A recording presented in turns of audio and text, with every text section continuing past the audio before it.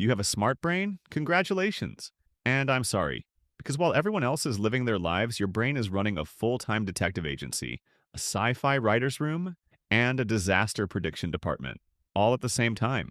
You don't think. You overthink, double think, triple think, then open 20 mental tabs just to make sure. And here's the twist.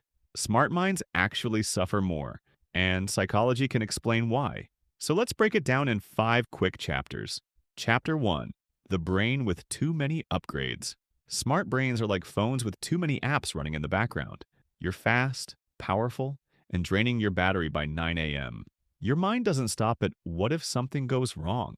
It goes straight into Episode 1, How It Goes Wrong. Then Episode 2, Why It's My Fault. And Episode 14, the sequel nobody asked for. Your intelligence gives you more processing power, and unfortunately, it uses that power to process problems. Chapter 2. Pattern detectives gone wild. Smart people are great at spotting patterns, which is a superpower, until your brain starts finding patterns where none exist. Someone says, "We need to talk?"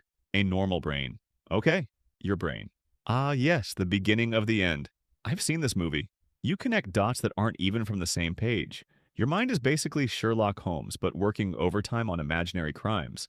Chapter 3. The Library of What Ifs. Smart minds store information like giant libraries, which sounds impressive until you try to make a decision. You don't choose between A or B. You consider A-1, a -2, a -3, B-1, B-2, B-3, and then invent options C through Z just in case. By the time you finish thinking, the situation has already passed. You're not indecisive.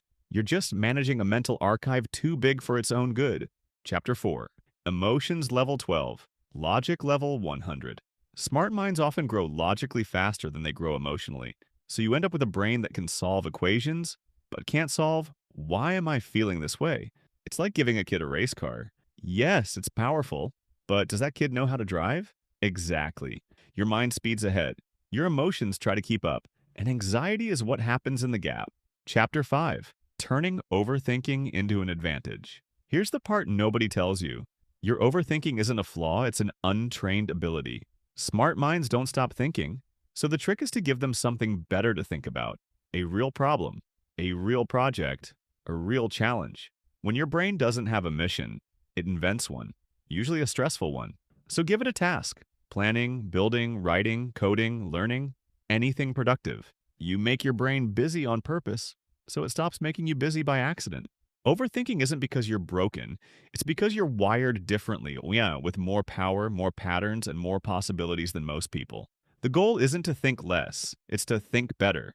If this sounded familiar, welcome to the Smart Brain Club. Membership is free, peace of mind, that one takes practice. Before you go, tell me this in the comments. What's the one thought your brain refuses to drop? And if you want more psychology without the fluff, hit subscribe. It helps the channel grow.